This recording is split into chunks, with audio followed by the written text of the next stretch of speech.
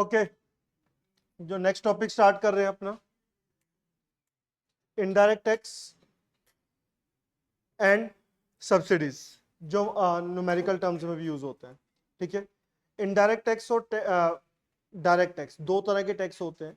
उसको पढ़ने से पहले अगर हमें ये पता हो टैक्स क्या होता है। टैक्स होता है कंपलसरी पेमेंट, जो कि हमें गवर्नमेंट को पे करनी होती है, जिसके लिए हम कभी भी डिनाई नहीं कर सकते। ठीक है, टैक्स मैंने बताया कितने टाइप के होते हैं, 2 टाइप्स के। कौन कौन से? डायरेक्ट टैक्स और इनडायरेक्ट टैक्स। जो डायरेक्ट टैक्स है, इसका मतलब क्या होता है?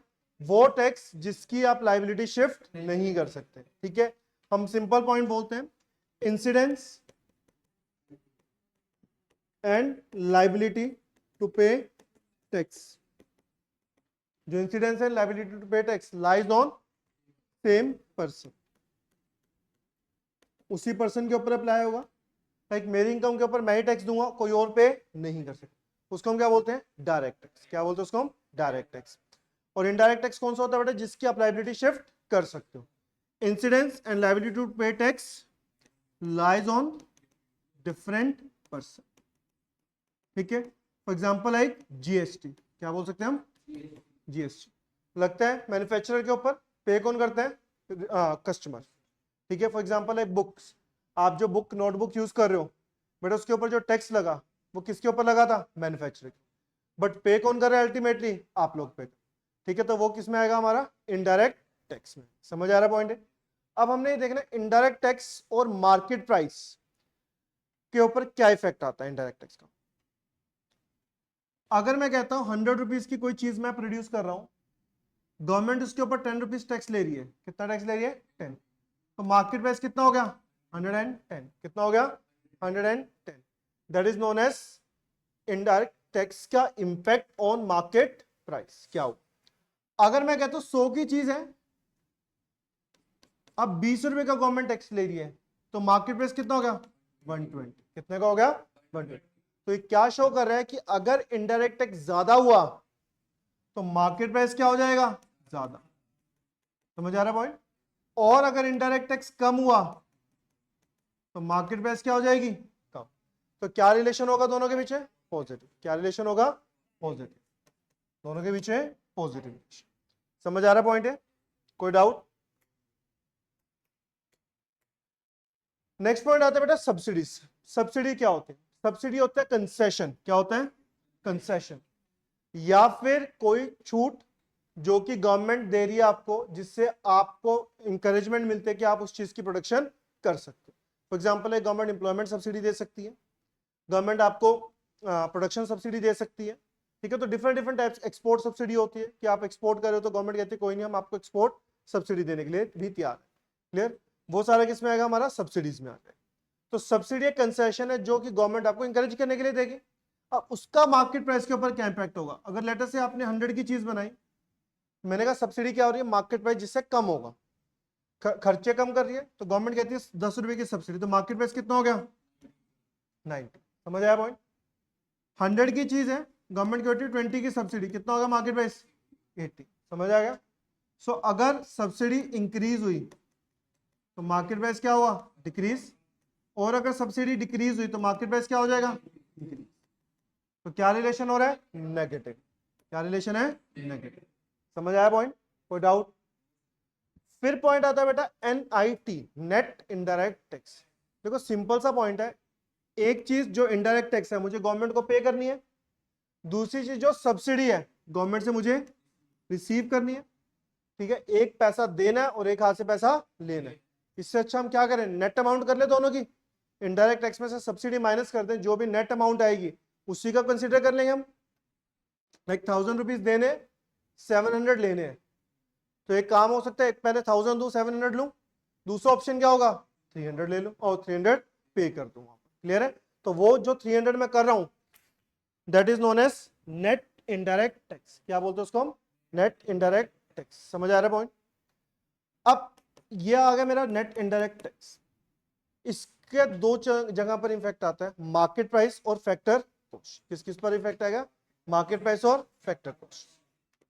देखो मार्केट प्राइस कैलकुलेट करना है तो मुझे कॉस्ट गिवन होगी, उस कॉस्ट में मैं इनडायरेक्ट टैक्स प्लस करूंगा, सब्सिडी क्या करूंगा, माइनस, यही चीज होगी। तो बेटा अलग अलग चीज करने से अच्छा मैं क्या करूं, दोनों का डिफरेंस ले लूं। दोनों का डिफरेंस क्या आता है, NIT, क्या आता है, NIT।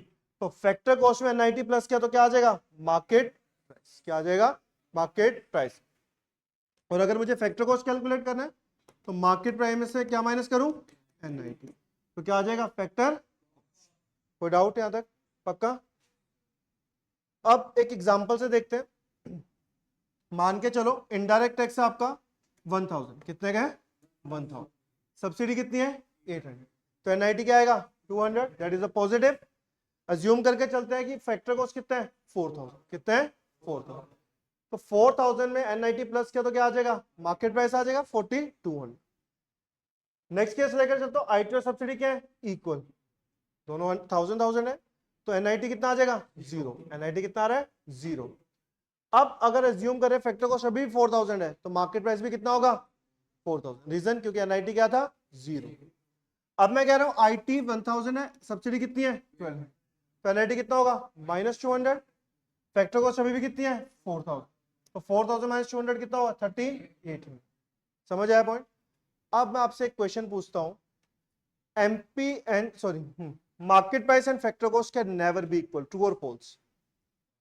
मार्केट प्राइस और factor cost can never be equal, false, why, because NIT is 0 then MP can be equal to FC। अगर मैं आपसे पूछता हूं MP can never be greater than factor cost, true और फॉल्स, फॉल्स, MP FC से ज्यादा हो सकते, कब, जब NIT पॉजिटिव हो। प्लीज वहां पर ये मत लिखना जब NIT 200 हो, क्योंकि 100 में भी वो ज्यादा ही होगा, ठीक है, वो अगर 1 रुपया ज्यादा हो गया तो भी वो ज्यादा ही रहेगा वहां। क्लियर हुआ पॉइंट। सो NIT 0 भी हो सकता है, पॉजिटिव भी हो सकता है और नेगेटिव भी हो सकता है। आया समझिए पॉइंट। नेक्स्ट पॉइंट आता है बेटा net factor income from abroad, most important point है net factor income from abroad. ठीक है, याद है हमने लास्ट क्लास में डोमेस्टिक इनकम वगैरह किया था टॉपिक, चलो एक दो पॉइंट्स रिवाइज करते हैं उसके साथ ही मैं लिंक करूंगा इसको। Profit earned by branch of SBI in America is a part of domestic territory of India or not, why, services बाहर दे रही है, is a part of national income or not, yes it's a part of national income. क्यों है वो बताता है net factor income from abroad. पहला पॉइंट तो यह था फैक्टर इनकम कौन सी होती है, 4 तरह की फैक्टर इनकम होती है, rent, royalty, sorry rent, wages, interest, profit, ये 4 तरह की इनकम होती है। अब ये 4 तरह की इनकम अगर पैसा बाहर से आ रहा है, पैसा बाहर से आ रहा है तो नेशनल में आएगा, और यही चारों इनकम अगर पैसा यहां से जाएगा तो नेशनल में नहीं आएगा।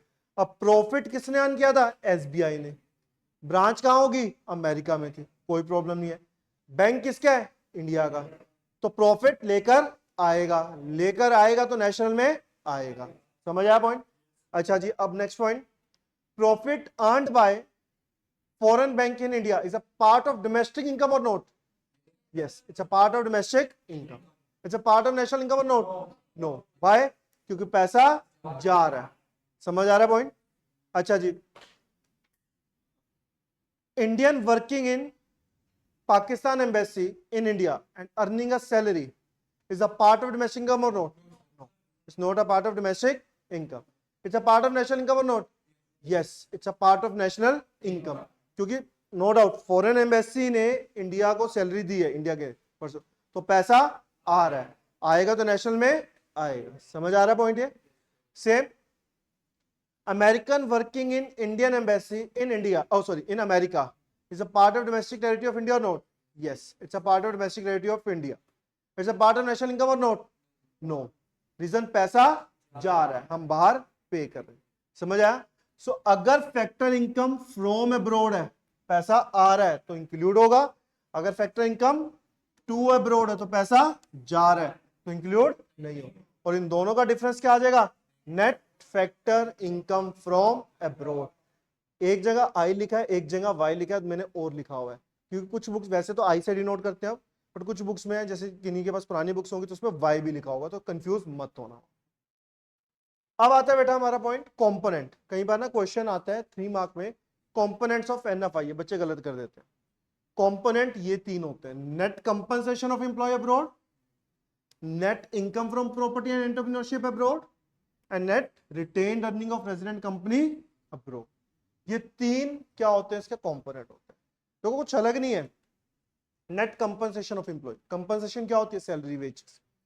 अगर हमारा इंडियन रेजिडेंट बाहर से सैलरी वेजेस अर्न कर रहा है तो पैसा आ रहा है, और वही चीज कोई बाहर का पर्सन इंडिया से आकर सैलरी और वेजेस अर्न करके लेकर जा रहा है तो पैसा जाएगा। दोनों का डिफरेंस क्या आ जाएगा, net compensation of employees abroad. समझ आया point. Second, net retained earning, sorry, net income from property and entrepreneurship. अगर हमारी कोई प्रॉपर्टी को यूज करता है बाहर का बंदा आकर, वो हमें रेंट देगा, देगा तो पैसा आ रहा है, और हम उनकी प्रॉपर्टी यूज करें तो पैसा जा रहा है। तो दोनों का डिफरेंस क्या आएगा, net income from property. Clear. And last, net retain earning of companies. हमारी कंपनी बाहर है, प्रॉफिट अर्न कर रही है तो पैसा आ रहा है, और बाहर की कंपनी इंडिया में प्रॉफिट अर्न कर रही है तो पैसा जाएगा। तो दोनों का डिफरेंस क्या आएगा, net retain earning of companies located abroad. Any doubt. अगर बेटा आपको एनएफआईए डायरेक्टली ना दिया हो तो आप इन तीनों का प्लस कर भी क्या कैलकुलेट कर सकते हो, एनएफआईए कैलकुलेट कर सकते हो। कोई डाउट है यहाँ तक, पक्का। अब नेक्स्ट पॉइंट आता है बेटा, फैक्टर इनकम फ्रॉम अब्रॉड और टू अब्रॉड का नेशनल इनकम और डोमेस्टिक में क्या डिफरेंस होता है। देखो, एक होती है नेशनल इनकम और एक होती है डोमेस्टिक। दोनों में से बड़ी कौन सी होती है, नेशनल। कौन सी बड़ी होती है, नेशनल। तो नेशनल अगर बिगर है तो डोमेस्टिक तो आएगा उसमें, और डोमेस्टिक आएगा तो प्लस हमने कहा था पैसा आना और जाना। तो दोनों का डिफरेंस क्या था, एनएफआईए। क्या था, एनएफआईए। कोई डाउट। और अगर डोमेस्टिक निकालना है तो national minus NFIA. Any doubt, पक्का। सो अगर मान लो फ्रॉम आपको दिया हुआ है बेटा कितना, 1000, और टू भी कितना है, 800। सो एनएफआईए कितना होगा, 200। डोमेस्टिक लेटर से 4000 तो नेशनल इनकम कितना आ गया, 4200। क्लियर। अगर फ्रॉम और टू इक्वल है तो एनएफआईए क्या होगा, तो डोमेस्टिक और नेशनल क्या होगा, इससे। अगर मैं कह रहा हूं फ्रॉम 1000 है टू 1200 है, तो दोनों का डिफरेंस क्या है, 200। तो नेशनल क्या है, 38, और डोमेस्टिक क्या होगा, 4000। तो अगर मैं आपसे पूछता हूं domestic income can never be greater than national income, true और फॉल्स। फॉल्स हो सकती है, कब, जब एनएफआईए नेगेटिव हो। आया समझ। Domestic income can never be equal to national income, false हो सकती है, कब, एनएफआईए 0। Any doubt. नेक्स्ट आता है बेटा नेट एक्सपोर्ट। कई बच्चों को लगता है सर एनएफआईए और नेट एक्सपोर्ट सेम है, सेम नहीं है। एनएफआईए होता है फैक्टर सर्विसेज से रिलेट, और नेट एक्सपोर्ट होता है नॉन फैक्टर सर्विस। किससे रिलेट होगा, नॉन फैक्टर सर्विस। अब पॉइंट क्या आता है नेट एक्सपोर्ट में, नेट एक्सपोर्ट कहता है difference between the value of export and import of goods during the accounting year. अब export and import of goods and non factor service, non factor service like banking, insurance, इनका। और factor services क्या होती है, land, labour, capital, entrepreneurship. समझ आ रहा point, कोई डाउट तो नहीं रहेगा इसमें। तो एनएफआईए जो है वो किसका पार्ट है, नेशनल इनकम का, और नेट एक्सपोर्ट किसका पार्ट है, डोमेस्टिक। एनएफआईए किससे रिलेट करता है, फैक्टर सर्विसेज, और नेट एक्सपोर्ट किससे रिलेट करता है, नॉन फैक्टर सर्विस। और लास्ट में क्या आ जाएगा, दोनों का फॉर्मूला। कोई डाउट यहां तक, पक्का। नेक्स्ट पॉइंट आता है बेटा हमारा ट्रांसफर इनकम। देखो, फैक्टर इनकम वो इनकम होती है जिसके अगेंस्ट हम कोई गुड्स एंड सर्विसेज दे रहे हैं तब जाकर हम पैसा कमा पा रहे हैं। ठीक है, जिसके अगेंस्ट में कोई गुड्स एंड सर्विसेज ही नहीं दे रहा और मैं पैसा कमा लूं, वो फैक्टर में नहीं है, वो किस में आएगा, ट्रांसफर। ठीक है, जब गुड्स एंड सर्विसेज का यूज कर हम पैसा कमा रहे हैं, मैं अपनी सर्विसेज दे रहा हूं तो मैं पैसा कमा पा रहा हूं, तो मैं किस कैटेगरी में आऊंगा, फैक्टर में। अगर मुझे कोई डोनेशन मिल रही है, ठीक है, या फिर मुझे कुछ सब्सिडी मिल रही है विदाउट एनी डूइंग वर्क, ठीक है, स्कॉलरशिप मिल रही है, पेंशन मिल रही है, ओल्ड एज पेंशन जो गवर्नमेंट दे रही है, तो वो बिना किसी कुछ करे काम के मिल रहे हैं, तो वो किस में आएगा, मेरी transfer income. That is one sided income और वन साइडेड पेमेंट। ठीक है, जिसके अगेंस्ट हमें कोई भी गुड्स एंड सर्विसेज नहीं देनी। समझ आ रहा है पॉइंट। तो दो तरह की होती है बेटा, current transfer and capital transfer. कौन कौन सी होती है, करंट एंड कैपिटल। दोनों में डिफरेंस क्या होता है। करंट होती है जो डेली बेसिस पर होती है। अब government daily monthly old age pension देती है, बुढ़ापा पेंशन जिसको हम बोलते हैं, और लोगों को बुढ़ापा पेंशन रेगुलर बेसिस पर मिल रही है। तो क्यों मिल रही है? अपने खर्चे पूरे करने के।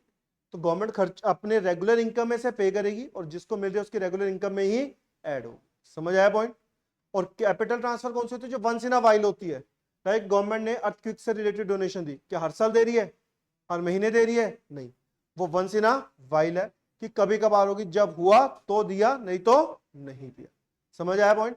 और ट्रांसफर इनकम कभी भी नेशनल इनकम में काउंट नहीं होती। क्यों नहीं होती? क्योंकि इससे कोई भी गुड्स एंड सर्विसेज का फ्लो नहीं है। समझ आ रहा पॉइंट? नेक्स्ट आता है बेटा फैक्टर इनकम और ट्रांसफर इनकम में डिफरेंस। मीनिंग क्या है फैक्टर का? Income earn rendering by factor services, और transfer income income earn without any work or goods and service. ये अर्निंग कंसेप्ट है और ये टाइप्स क्या होंगे इसमें? Rent, wages, interest, profit. और उसमें क्या होगा? हाउस होल्ड, कॉर्पोरेट सेक्टर जो गिफ्ट्स डोनेशन वगैरह देते हैं। नेशनल इनकम, फैक्टर इनकम में नेशनल इनकम इंक्लूड होगी, सॉरी नेशनल इनकम में फैक्टर इंक्लूड होता है और ट्रांसफर इनकम इंक्लूड नहीं होता। नेक्स्ट आता है बेटा क्लोज इकोनॉमी और ओपन इकोनॉमी में डिफरेंस क्या?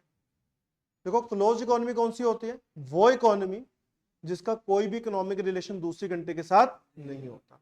फॉर एग्जांपल लाइक कोई भी नहीं है, नॉर्थ कोरिया भी नहीं है सर, नहीं है। नॉर्थ कोरिया भी कुछ ना कुछ एक्सपोर्ट इंपोर्ट करती है, वो लिमिटेड वे में करती होगी बट कर रही है। तो क्लोज तो मतलब बिल्कुल ही उसने अपनी बाउंड्री बंद कर रखी है कि वो किसी दूसरी कंट्री को सामान नहीं बेचती और ना दूसरी कंट्री से सामान खरीदते। ठीक, ऐसे तो इंडिया भी होता था। ठीक है, था में नहीं ना, है में बताओ। नहीं सर, चाइना तो इंडिया में सामान नहीं आ रहा। ठीक है, तो क्लोज इकोनॉमी वो इकोनॉमी है जिसका कोई भी इकोनॉमिक रिलेशन दूसरी कंट्री के साथ नहीं है, और ओपन इकोनॉमी जिसका इकोनॉमिक रिलेशन है, जो सारी कंट्रीज हैं ये हम। ठीक है, जिसका कोई भी इकोनॉमिक रिलेशन ही नहीं बेटा, तो उसमें NFIA का रोल नहीं होगा, बट इसमें होगा। और ये थ्योरेटिकल कंसेप्ट है क्योंकि कोई भी ऐसी रियलिटी में एग्जिस्ट करती नहीं है, और ये रियल। समझ आया पॉइंट? नेक्स्ट आता है बेटा वैल्यू ऑफ आउटपुट और वैल्यू एडेड में डिफरेंस क्या होता है?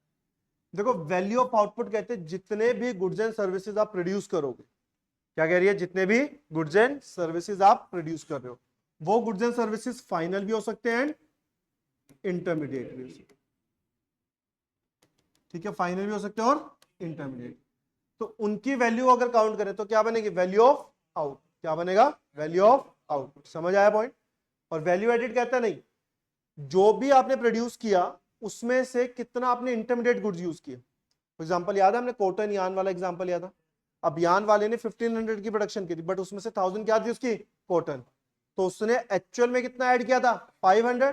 तो सिर्फ उसी की वैल्यू काउंट करनी है। क्लियर? वो क्या आएगा मेरा? Value added. So value of output में कौन से गुड्स आते हैं? Final and intermediate. इसमें कौन से आएंगे? फाइनल। ये डबल काउंटिंग क्रिएट करेंगे अवॉइड करेंगे? क्रिएट। और value added avoid. Best method कौन सा नेशनल इनकम के लिए? Value added. Value of output नहीं है। और लास्ट में जो फॉर्मूला बेटा वो न्यूमेरिकल में आएगा, तो उसके साथ मैं क्लियर कर। डबल काउंटिंग मैंने आपको पहले भी बताया हुआ, double counting most important question है। क्वेश्चन 3 मार्क, 4 मार्क, 6 मार्क जैसा भी आए, जो हमने लिखा हुआ है बिल्कुल same to same. Double counting आपको याद होगा लास्ट क्लास में बताया था, जब हर स्टेज से हम वैल्यू काउंट करनी शुरू कर देते थे। कॉटन की वैल्यू भी ली, यान की वैल्यू भी ली थी हमने, क्लॉथ की वैल्यू भी ली थी, शर्ट की वैल्यू भी ली, हर एक स्टेज से वैल्यू काउंट कर रहे थे। तब क्या बन गई थी वो? Double counting. क्या बन गई थी? Double counting. अब फॉर एग्जांपल लाइक बेटा वैल्यू ऑफ आउटपुट जो कॉटन ने प्रोड्यूस करी 1000 की, उसके पास तो कोई रॉ मटेरियल था ही नहीं, उसका खुद का ही था, तो उसने एडिशन कितने की करी थी? 1000। यही करा था। अब यान वाला जो है उससे 1000 की कॉटन लिया, 600 उसने अपने ऐड किया, टोटल कितने की प्रोडक्शन होगी? 1600। कितने की होगी? 1600। सेम क्लॉथ वाले ने 1600 की रॉ मटेरियल लिया, 200 अपने ऐड किए, प्रोडक्शन कितने की कर दी? अब शर्ट वाले ने 1800 का यहां सामान लिया, 200 अपने ऐड किए, टोटल कितने की प्रोडक्शन हुई? 2000। टोटल कितने की प्रोडक्शन हो रही? वैल्यू ऑफ आउटपुट है 64। कितने की हो रही है? 64। जो क्यों हुई, क्योंकि हर स्टेज से हमने वैल्यू काउंट करी। तो ये क्या हो रही है, डबल काउंटिंग। क्या हो रही है, डबल काउंटिंग। अब इसको अवॉइड करने के हमारे पास दो ऑप्शन। पहला, फाइनल प्रोडक्ट मेथड ले लें। क्या ले लें, final product method. Final product method क्या होता है, फाइनल वैल्यू ले लें। क्या ले लें, फाइनल वैल्यू। जैसे लाइक शर्ट के एक फाइनल प्रोडक्ट मेथड है, तो हम सिर्फ किसकी वैल्यू ले लें, शर्ट। किसकी ले लें, शर्ट। इससे क्या हो रहा है, क्योंकि शर्ट के अंदर सारे इंटरमीडिएट गुड्स की वैल्यू इंक्लूड होगी, तो सारी वैल्यू इंक्लूड हो चुकी है और कोई भी डबल काउंटिंग नहीं हुई होगी। समझ आया पॉइंट। अब अगर फाइनल प्रोडक्ट है किसके लिए, कंज्यूमर के लिए, वो क्यों लेगा, कंजप्शन पर्पस। याद है ना, मैंने पढ़ा था। और प्रोड्यूसर क्यों ले रहे हैं, इन्वेस्टमेंट पर्पस। किसके लिए ले रहे हैं, इन्वेस्टमेंट पर्पस। क्लियर। और इसको कंसीडर इसलिए किया जाएगा क्योंकि इसमें डबल काउंटिंग नहीं होगी। और दूसरा ऑप्शन है मेरे पास, वैल्यू एडेड मेथड। इसमें हमने क्या करा, हर स्टेज में जितना एडिशन हुआ सिर्फ हम उन्हीं को काउंट कर। समझ आया पॉइंट। तो इससे क्या हो रहा है, डबल काउंटिंग खत्म हो गई। समझ आया पॉइंट, कि वैल्यू ऑफ आउटपुट में से इंटरमीडिएट माइनस करो, जो बचा उसी को ही काउंट करो। आ रहा समझिए। नेक्स्ट आता है बेटा नॉमिनल जीडीपी और रियल जीडीपी। ये भी मोस्ट इंपोर्टेंट। अब ध्यान से सुना, नॉमिनल जीडीपी क्या कहते हैं।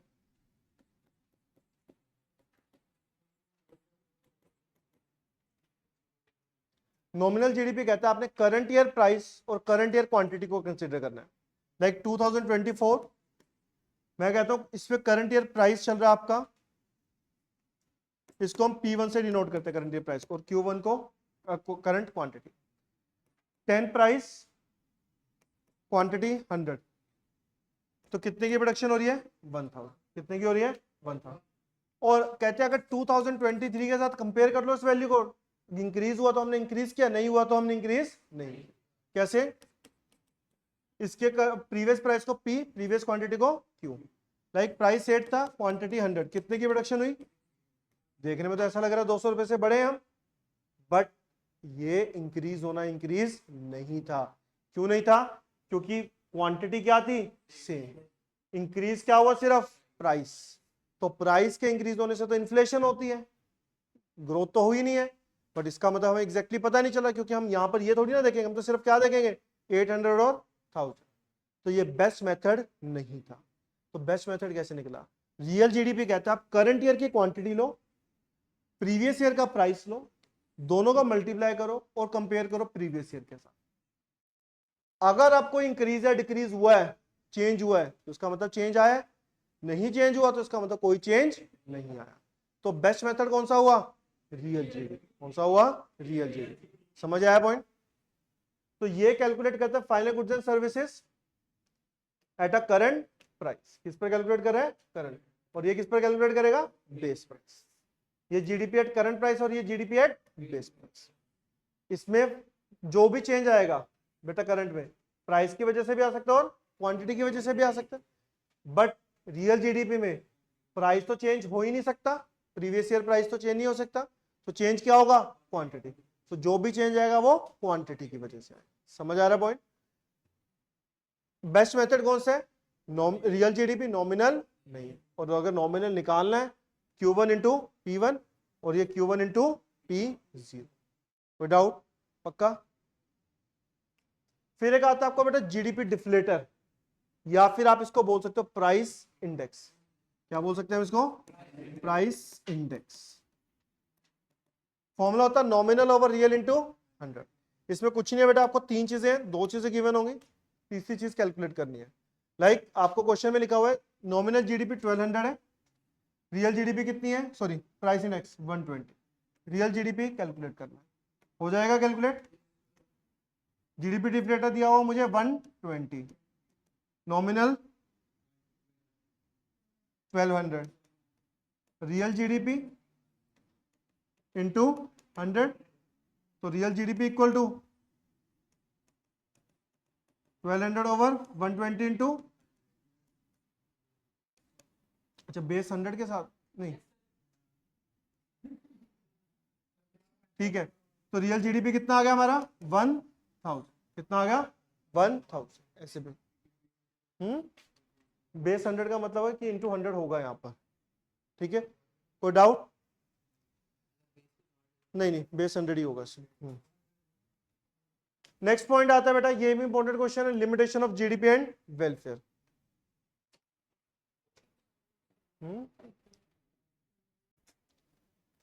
Limitation of GDP and welfare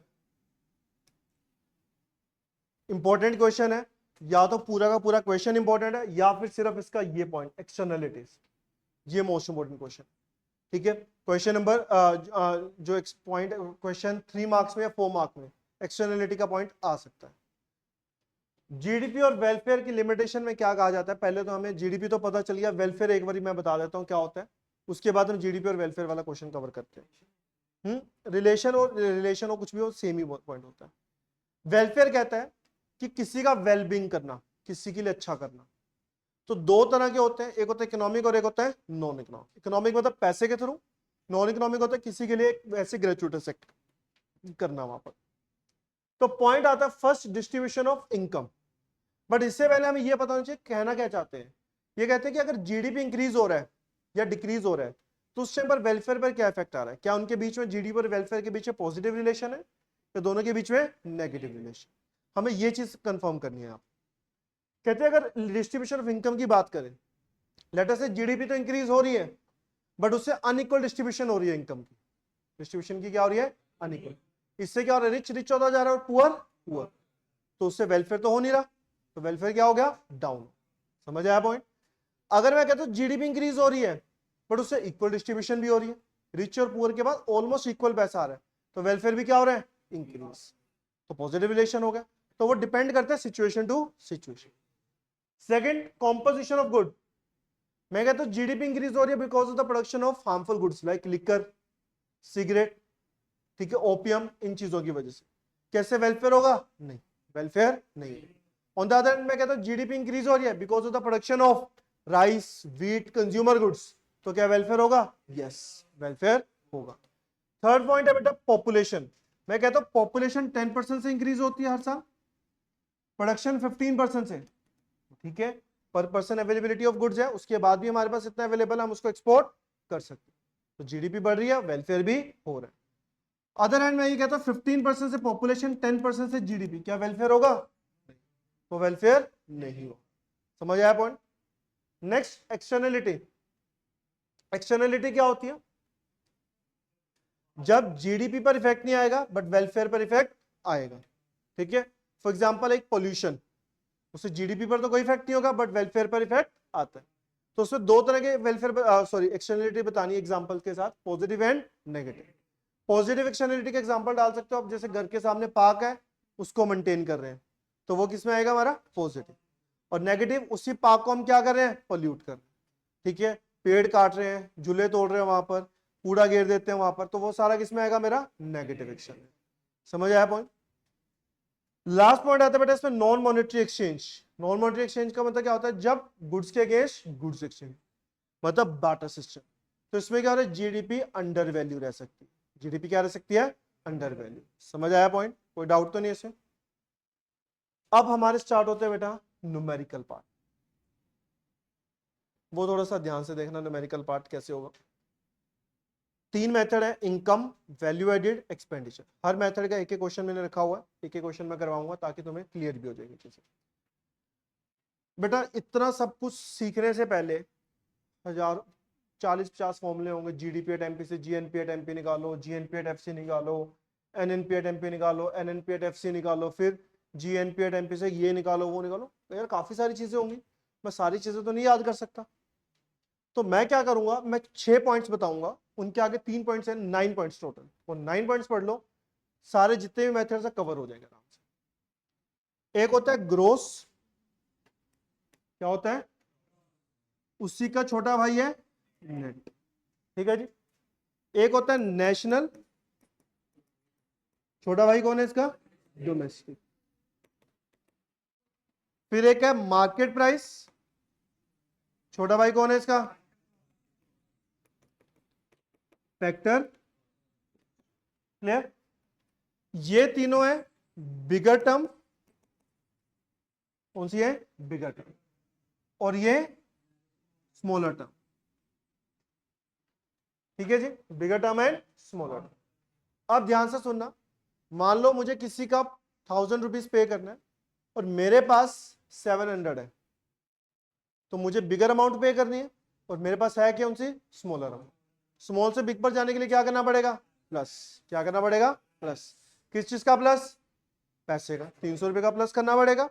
same अगर मैं कहता हूं मेरे पास 1500 है एंड आई हैव टू पे 1000 रुपीज, तो मेरे को क्या करना पड़ेगा, माइनस। कितने का माइनस, ये चीज समझ आई। सेम यहां पर है बेटा, हमने आज की क्लास में और लास्ट क्लास में पढ़ा था ग्रोस और नेट के बीच में डिफरेंस क्या होता है, नेशनल और डोमेस्टिक के बीच का डिफरेंस, और एमपी और एफसी का डिफरेंस, यही होता है। ग्रोस को डिनोट करते हैं जी से, नेट को, नेशनल को भी, डोमेस्टिक को मार्केट प्राइस, फैक्टर कॉस्ट। अब मुझे ग्रोस निकालना है, क्या निकालना है, बड़ी टर्म है छोटी टर्म, तो छोटा गिवन होगा क्या, नेट। छोटे से बड़े पर जाने के लिए प्लस। किसका प्लस, समझ आ रहा है पॉइंट। मुझे छोटी चीज निकालनी है, बड़ी चीज गिवन है ग्रोस, क्या करूं, किसका माइनस, और डेप्रिसिएशन निकालनी है तो माइनस। समझ आया, प्लस नहीं होता सर, माइनस होगा, बड़े में से छोटा माइनस करूंगा तभी तो आएगा। नेक्स्ट आता है बेटा नेशनल, छोटी टर्म है बड़ी टर्म, मुझे गिवन क्या होगा, छोटी, डोमेस्टिक, तो छोटे से बड़े पर जाने के लिए किसका प्लस, अगर छोटी टर्म निकालनी है तो नेशनल माइनस, और एनएफआई का फॉर्मूला नेशनल माइनस, और एक फॉर्मूला किया था स्टार्टिंग में, factor income from abroad minus factor income to abroad, FIFA minus FITA. ठीक है, factor income from abroad minus factor income to abroad, समझ आ गया।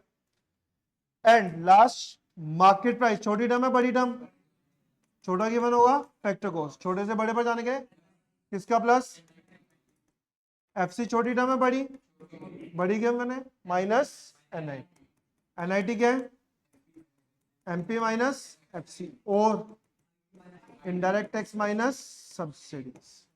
समझ आया पॉइंट बेटा। अब मान लो क्वेश्चन में कुछ भी निकालना हो, हमने इन 9 पॉइंट्स के बेस पर निकालना। लेट अस से क्वेश्चन में मुझे निकालना है जीडीपी एट एमपी और मुझे गिवन है एनएनपी एट एफसी, ये गिवन है। निकालना क्या है, ग्रोस, दिया गया है नेट। नेट क्या दिया हुआ है, नेट। छोटे से किस पर जाना है, बड़े, तो क्या करना पड़ेगा, प्लस। किसका प्लस, समझ आ गया पॉइंट। डोमेस्टिक और नेशनल निकालना क्या है, डोमेस्टिक, छोटी टर्म है बड़ी टर्म, तो बड़े से छोटे पर जाने के लिए किसका माइनस, क्लियर। एमपी और एफसी निकालना क्या है, एमपी, छोटी टर्म है बड़ी टर्म, तो छोटे से बड़े पर जाने के लिए किसका प्लस। ऐसे बेटा जितने मर्जी फॉर्मूले हो बना सकते, ठीक है जी। ऐसे फॉर्मूले याद नहीं होते, बनाए जाते, फॉर्म किए जाते। आया समझिए। अब हम स्टार्ट करते हैं फर्स्ट मेथड हमारा इनकम मेथड।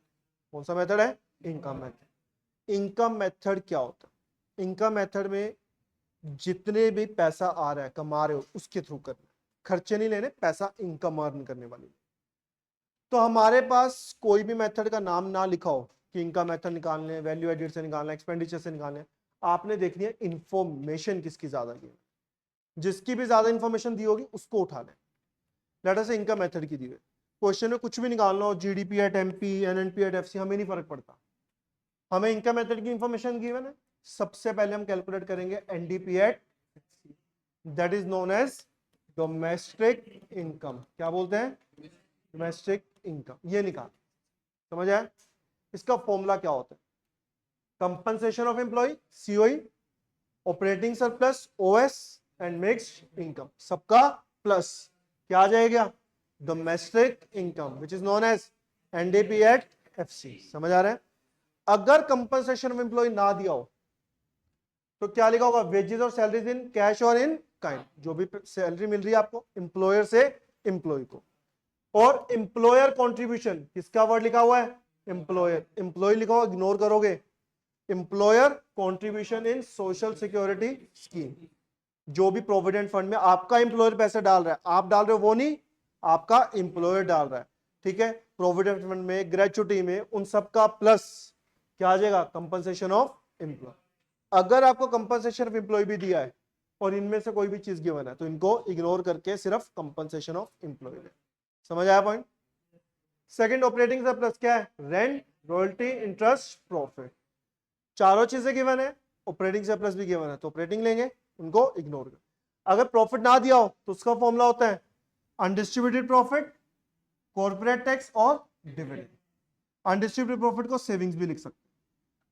ठीक है जी, तीनों दिए हैं, प्रॉफिट भी दिया, प्रॉफिट लेंगे। मतलब जब मेन हेड दिया हो तो मेन हेड, बाकियों को इग्नोर। मिक्स इनकम ना दिया हो तो क्या लिखा होगा? Self imputed service. क्या लिखा होगा? Self imputed service. समझ आ रहा पॉइंट? कोई डाउट? इन सब का प्लस क्या आ जाएगा? NDP at FC. क्या आ जाएगा? और उसके बाद मान लो बेटा हमें नेशनल इनकम निकालनी है, एनडीपीएट एफसी। सो एनडीपीएट एफसी डोमेस्टिक से नेशनल प्लस एनएफ आई। आया समझिए पॉइंट? कोई डाउट? सो बेटा यही चीज अगर आपको नॉर्मल थ्योरेटिकल क्वेश्चन में आ जाए कि थ्योरी के पॉइंट ऑफ व्यू से बताओ, सो आपने उसी चीज को थ्योरेटिकली लिखना है, बट थोड़ा सा डिफरेंट वे होता है कि सबसे पहले तो हमने फर्स्ट स्टेप लिखना है आइडेंटिफाई द सेक्टर, कि प्राइमरी सेक्टर है, सेकेंडरी सेक्टर और टर्शियरी सेक्टर। क्लियर है? फिर हमने कहना है जी हमने फैक्टर इनकम कैलकुलेट करनी है, पहला कंपनसेशन ऑफ एम्प्लॉय, जो पढ़ के हटे हैं कि wages and salaries in cash, in kind, employer contribution, सबको प्लस कर देंगे, क्या आ जाएगा? Compensation of employ. फिर ऑपरेटिंग सरप्लस, उसमें क्या क्या आता है? Rent, royalty, interest, profit. Profit ना दो, dividend, corporate tax and undistributed profit. Mixed income क्या होता है? Self imputed service. तो सीओई, ओएस, एमआई, इनका प्लस किया तो क्या आ जाएगा? NDP at FC. क्या आ जाएगा? NDP at FC. फिर उसके बाद नेशनल इनकम निकालना है तो एनएफआईए का कैलकुलेट करके दोनों को प्लस करते हैं। आया समझिए पॉइंट? कोई डाउट? उसके बाद आता है बेटा प्रिकॉशन। जब भी हम इस मेथड को देखते हैं तो उसकी प्रिकॉशंस क्या होंगे? पहला, ट्रांसफर इनकम कभी भी इंक्लूड नहीं है। ट्रांसफर इनकम कौन सी होती है? One sided. Second, windfall gain include नहीं होगी। विंडफॉल गेन मतलब illegal, sorry, lotteries type, lotteries, horse race, ठीक है, या फिर कार्ड गेम्स, इनसे कभी भी इनकम इंक्लूड नहीं होगी। इलीगल इनकम, ठीक है, वो इंक्लूड नहीं हो। बंदा बंदा मारना है तो, ठीक है, पैसे आएंगे उससे, वो इंक्लूड नहीं होती। Next, sale of second hand goods include नहीं होगी। सर ट्रांसफर इनकम है जिसके अगेंस्ट कोई गुड्स एंड सर्विसेज नहीं है, चाहे कैश में हो चाहे चेक में हो, तो इंक्लूड ही नहीं होगा। Sale of second hand goods include नहीं हो क्योंकि वो पहले इंक्लूड हो चुके। बट हाँ, इसमें एक पॉइंट ध्यान रखना, अगर इस पे कोई ब्रोकरेज मिल रही है तो इंक्लूड होगी।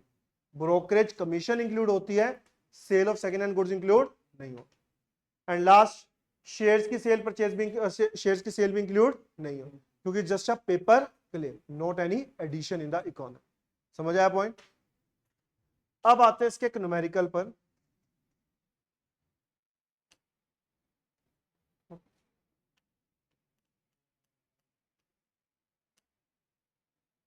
कहां पर उसका न्यूमेरिकल?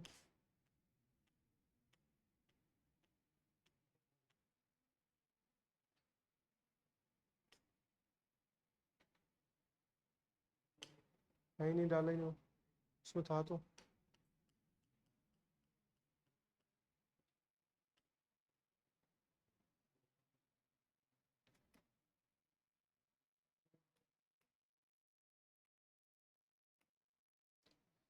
दो मिनट में इसमें से निकाल देता हूं। देखो यहां पर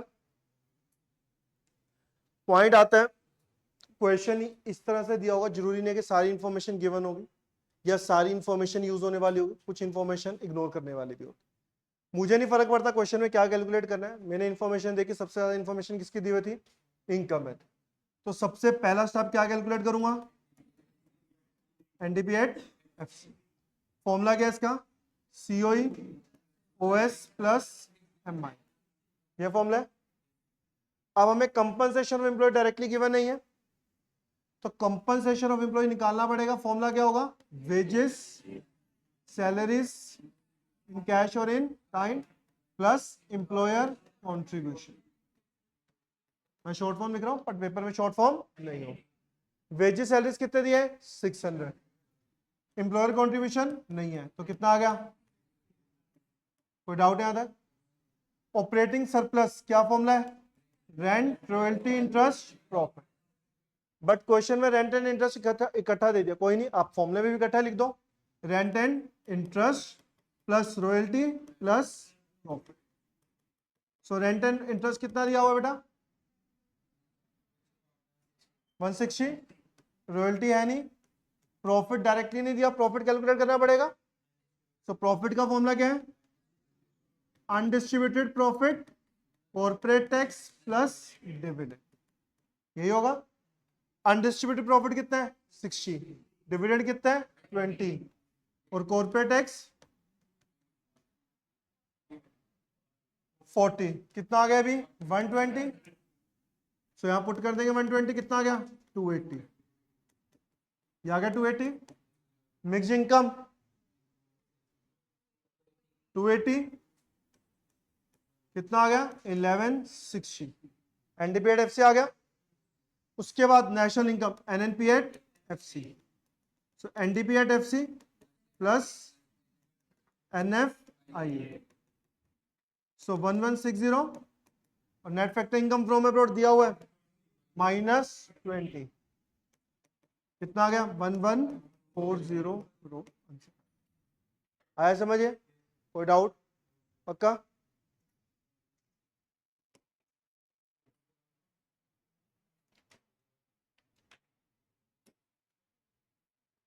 नेक्स्ट पॉइंट आता है बेटा हमारा value added method. Value added method थोड़ा सा ध्यान से सुनना, क्योंकि इसमें बस पॉइंट का ही होता है, वैसे मेथड में कुछ भी नहीं है। जैसे इनकम मेथड में सबसे फर्स्ट स्टेप क्या कैलकुलेट किया एनडीपीएट एफसी, इसमें कैलकुलेट होता है बेटा value of output, formula sales plus change in stock. Clear? Sales ना दियो तो quantity into price, change in stock ना दिया तो closing stock minus opening stock, क्या फॉर्मूला होगा closing stock minus opening stock. समझ आ रहा है पॉइंट है, कोई डाउट तो नहीं बेटा इसमें? अब वैल्यू ऑफ आउटपुट आ गई तो उसके बाद कैलकुलेट करना है gross value added at market price, या वैल्यू एडेड भी बोलते हैं, जीवीए एट एमपी भी बोलते हैं इसको, gross value added at market price को, और इसको जीडीपी एट एमपी भी बोलते हैं। क्या बोलते हैं? मतलब जो ये वैल्यू एडेड है that is known as domestic product, क्या बोलते हैं इसको हम डोमेस्टिक प्रोडक्ट। समझ आया पॉइंट, ये ध्यान रखना। तो जीडीपी एट एमपी कैसे निकलेगा, value of output minus intermediate consumption, क्या बोलते हैं इंटरमीडिएट कंजप्शन। समझ आ गया पॉइंट, जीडीपी एट एमपी आ गया। उसके बाद कुछ भी निकालना है, लेटर से नेशनल इनकम निकल जाएगा minus depreciation plus NFI minus NIT. आ रहा है समझिए? अब जब इसके स्टेप्स पूछेंगे, स्टेप्स में ये नहीं है कि आपने जीडीपी एट एमपी निकाला उसके बाद डायरेक्टली आप क्या निकाल दोगे नेशनल इनकम, नहीं, जीडीपी एट एमपी से पहले डोमेस्टिक इनकम निकालनी है फिर निकलेगा नेशनल इनकम। स्टेप्स ऐसे ही चलते हैं। लाइक पहला स्टेप क्या है, फर्स्टली आइडेंटिफाई द सेक्टर, कौन सा सेक्टर है प्राइमरी सेकेंडरी और टर्शियरी। फिर हमने कैलकुलेट करनी है जी डोमेस्टिक इनकम, तो पहले value of output formula sales plus change in stock. फिर क्या कैलकुलेट होगा वैल्यू एडेड, क्या होगा वैल्यू एडेड का formula value of output minus intermediate cost. GDP at MP आ गया। फिर हम कहेंगे जीडीपी एट एमपी से डोमेस्टिक इनकम निकालने minus depreciation minus NIT, and last NFIA plus कर देंगे तो क्या आ जाएगा नेशनल इनकम। समझ आया? सेम ही चीज है बट पहले डोमेस्टिक निकाल। इसकी प्रिकॉशन थोड़ी सी अलग है बेटा, क्या क्या इंक्लूड होगा, like final goods and services की वैल्यू इंक्लूड होगी। सेकंड इंप्यूटेड रेंट इंक्लूड होगा, मतलब इंप्यूटेड रेंट होता है जहां पर आप खुद रह रहे हो, खुद की जगह पर रह रहे हो। थर्ड, जो भी गुड्स एंड सर्विसेज आपने अपने सेल्फ कंजप्शन के लिए बनाए हैं वो भी इंक्लूड होंगे। कोई फिक्स एसेट जो आप अपने पर्सनल पर्पस के लिए यूज कर रहे हैं वो भी इंक्लूड होगा, प्लस कोई भी सर्विसेज जो गवर्नमेंट प्रोवाइड कर रही है आपको प्रोडक्शन पर्पस के लिए वो भी इंक्लूड होगी। समझ आया? इसका न्यूमेरिकल कैसे करना है हमने, वो थोड़ा सा ध्यान से और समझने वाली चीज है। क्वेश्चन में ना ऐसे ही पॉइंट्स आएंगे जैसे लाइक कंफ्यूजन करने के लिए, ए ने बी को सेल किया, बी ने ए को सेल किया, ए ऐसा कर रहा है बी ऐसा कर रहा है, और आपको पूछा होगा वैल्यू एडेड बाय फर्म ए और फर्म बी, क्या करना है। देखो पहला पॉइंट तो ये, अगर आपको लिखा हो ना सेल बाय फर्म ए, फिर लिखा ए टू बी, फिर लिखा ए टू हाउस होल्ड, तो आपसे आप कंफ्यूजन में क्या करते हो, तीनों को प्लस कर देते हो ताकि फर्म की सेल आ जाए। नहीं, जब आपको ये दिया हो ना तो इसको लेना, इन दोनों को इग्नोर। समझ आया पॉइंट? अगर ये ना दिया हो तो इन दोनों को कंसीडर करना है और प्लस कर देना। समझ आया पॉइंट? कोई डाउट तो नहीं रहेगा इसमें? सेम बेटा इंटरमीडिएट कॉस्ट होते हैं रॉ मटेरियल का खर्चा, अगर वो ना दिया तो परचेज ऑफ रॉ मटेरियल दिया होगा वो ले लेंगे। अगर हमें ये सब कुछ ना दिया, हमें ऐसे लिखो डोमेस्टिक सेल एंड एक्सपोर्ट, तो दोनों को प्लस कर देंगे तो क्या आ जाएगा, सेल। ठीक है, क्या आ जाएगी, सेल। और ऐसे ही अगर इंपोर्ट और परचेज दिया, दोनों को प्लस कर देंगे, क्या आ जाएगा, इंटरमीडिएट कॉस्ट। अब अगर हमें लिखा हो sale to A to B और बी टू ए, जब हम ए की कैलकुलेशन करेंगे तो वो अमाउंट ए टू बी वाली किसमें आएगी, ए की सेल्स में, और वही सेम अमाउंट बी की किसमें आ जाएगी, इंटरमीडिएट कॉस्ट में। क्लियर? सेम अगर बी टू ए लिखा हुआ है तो बी की किसमें आएगी, वो सेल्स में, और ए की किसमें आ जाएगी, इंटरमीडिएट कॉस्ट में। ये मेन चीज याद रखनी है, इसी में कंफ्यूजन क्रिएट होता है। क्वेश्चन करते हैं। हमें बोला वैल्यू एडिड निकालो, ए फर्म का बी फर्म का, निकाल के देख लेते हैं, हमें नहीं पता, हमें तो पता है वैल्यू एडिड की इंफॉर्मेशन गिवन है। पहले क्या निकलेगा, वैल्यू ऑफ, फॉर्मूला क्या है, sales plus change in stock. Sales कितनी दी है फर्म की, 100। हमें ये लिखा हो ना, बी फर्म से ए फर्म ने परचेज किया, किसने परचेज किया, बी फर्म से ए ने और ए फर्म से बी ने। तो नो डाउट बी फर्म से जब ए परचेज कर रही है तो बी की सेल होगी, और ए फर्म से बी परचेज करे तो ए की क्या होगी, सेल्स। बट हम सेल्स में काउंट नहीं करेंगे क्योंकि हमें टोटल सेल दी हुई है। समझ आया पॉइंट? तो ये 100 है। चेंज इन स्टॉक फॉर्मूला क्या होगा, closing minus opening, closing minus opening. Closing कितना है, ए का 20 और बी का कितना है, सॉरी ए का ओपनिंग कितना है 25, 20 माइनस 25 माइनस 5 तो कितना आ गया 95। फिर वैल्यू एडेड क्या फॉर्मूला होता है, value of output minus intermediate cost, तीन चीजें होंगी। सो वैल्यू ऑफ आउटपुट कितना है बेटा 95, इंटरमीडिएट कॉस्ट डायरेक्टली नहीं दिया हुआ, हमें क्या दिया हुआ है, ए फर्म ने बी फर्म से परचेज करी है, तो ए का क्या हुआ परचेज कितनी है 40, माइनस कर देंगे 50। सेम ऐसे बी की कैलकुलेट कर ले, बी की सेल्स कितनी है 200, चेंज इन स्टॉक 35 माइनस 45 190 आ गया। इंटरमीडिएट कॉस्ट कितनी है 60, कितना आ गया 130। अगर बेटा मान लो थर्ड पॉइंट पूछा हुआ है नेशनल इनकम बताओ, तो हमने नेशनल इनकम अलग अलग नहीं, इन दोनों को प्लस करेंगे। जीडीपी एट एमपी आ गई पूरी कंट्री की, उसमें से वो डेप्रिसिएशन एनवाई एनआईटी जो भी यूज हो रहा है उसको प्लस माइनस करके नेशनल इनकम, वो एक ही काउंट होती है, वो अलग अलग काउंट नहीं है। हाँ हाँ वो सब जैसे इसमें दिया हुआ है ना इनडायरेक्ट टैक्स, ऐसे अलग अलग से दिया होगा सारा। ठीक है जी। लास्ट मेथड आता है बेटा हमारा इसमें एक्सपेंडिचर मेथड, छोटा सा मेथड है, कंफ्यूजन सा मेथड है। ठीक है, पेपर में यही ज्यादा आता है क्योंकि उसमें पॉइंट बहुत ज्यादा है। एक्सपेंडिचर मेथड में फर्स्ट स्टेप जो कैलकुलेट होता है वो कैलकुलेट होता है जीडीपी एट एमपी। क्या कैलकुलेट होगा, जीडीपी एट एमपी।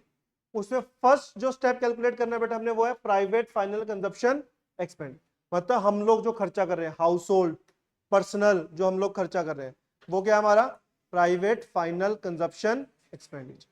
समझ आया?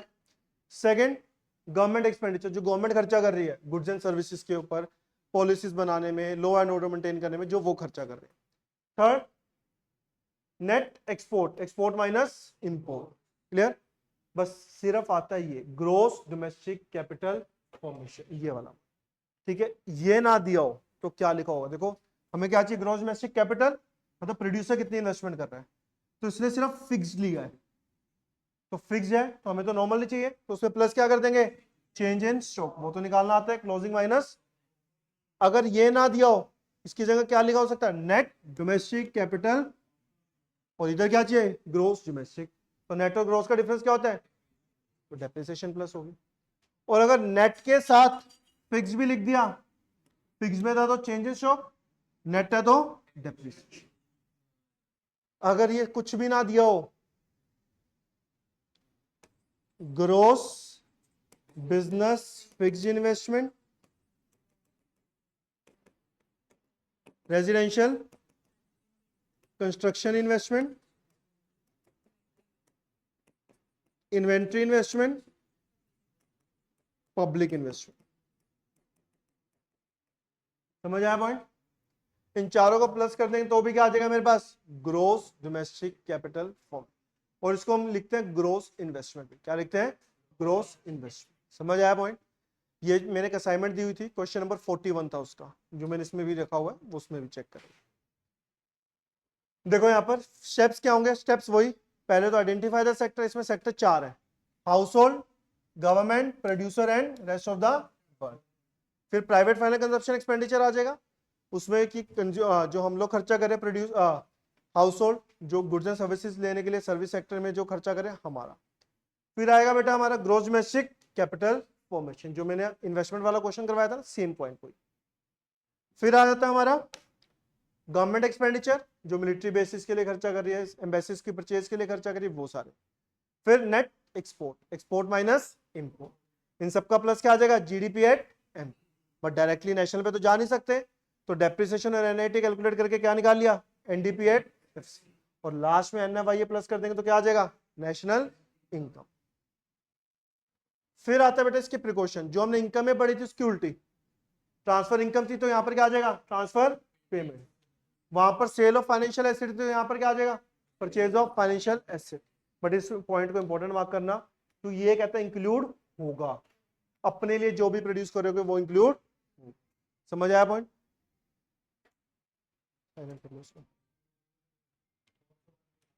Next intermediate goods, intermediate goods मतलब रॉ मटेरियल का खर्चा, वो इंक्लूड नहीं हो। सेकेंड हैंड गुड्स वो भी इंक्लूड नहीं हो, क्यों नहीं होंगे, क्योंकि वो पहले इंक्लूड हो चुके। समझ आया? कोई डाउट? अब आते हैं क्वेश्चन पे, जो इसका क्वेश्चन कैसे करना है। लाइक हमें सारी वैल्यूज गिवन है, हमें सबसे पहले क्या कैलकुलेट करना है, फॉर्मूला क्या है, private final consumption expenditure, gross investment, government expenditure, export minus, private के जगह में लिखा हुआ पर्सनल, सेम ही है, कितना 27,500।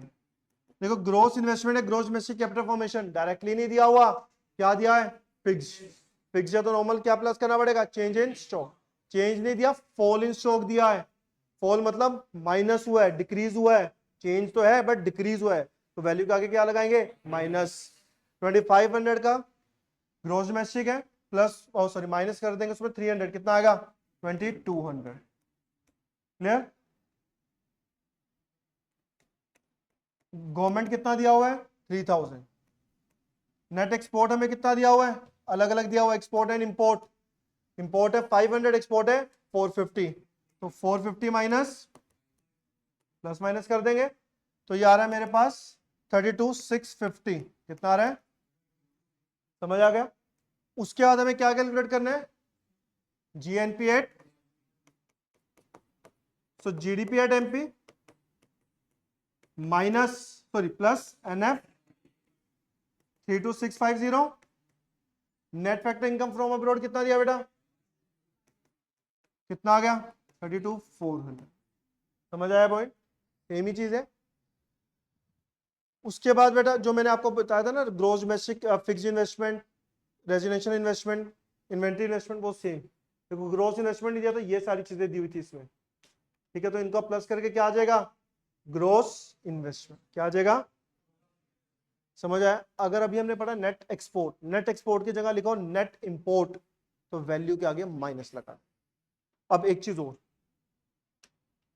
हमने यहां पर पढ़ा net factor income from abroad, net के साथ वर्ड क्या है, फ्रॉम, नेट के साथ अगर वर्ड लिखो टू, नेट के साथ क्या वर्ड लिखो, टू, तो वैल्यू के आगे माइनस लगा देना, चाहे वैल्यू माइनस में ही क्यों ना हो। क्लियर है? वो माइनस लगेगा लगेगा। अच्छा दूसरी चीज,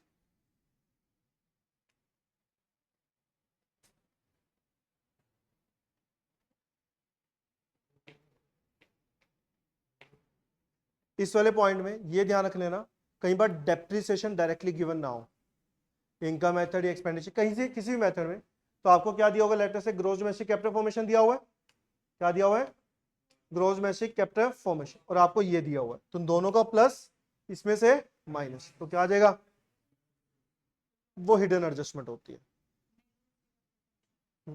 क्लियर? ऐसे कोई भी पॉइंट बन सकता है वहां पर। लास्ट पॉइंट है बेटा precaution related to national income, मतलब उसमें ये सारे मेथड्स का, अब ये नहीं उसमें ट्रांसफर इनकम अलग लिखोगे, ट्रांसफर पेमेंट अलग लिखोगे, वो दोनों एक ही मेथड बनेंगे। लाइक ट्रांसफर इनकम और पेमेंट नहीं आएंगे, इंटरमीडिएट गुड्स नहीं आएगा, विंडफॉल गेन नहीं आएंगे, illegal income, sale of second hand goods, self imported services आएगी, सेल्फ इंपोर्टेड सर्विस आएगी, क्योंकि ये अपने लिए मिक्स इनकम तो इंक्लूड होगा। समझ आया पॉइंट? सो पूरा दोनों मैंने पूरे यूनिट नेशनल इनकम के करवा दिए, ठीक है। नेक्स्ट क्लास में इसका टेस्ट, ठीक है जी।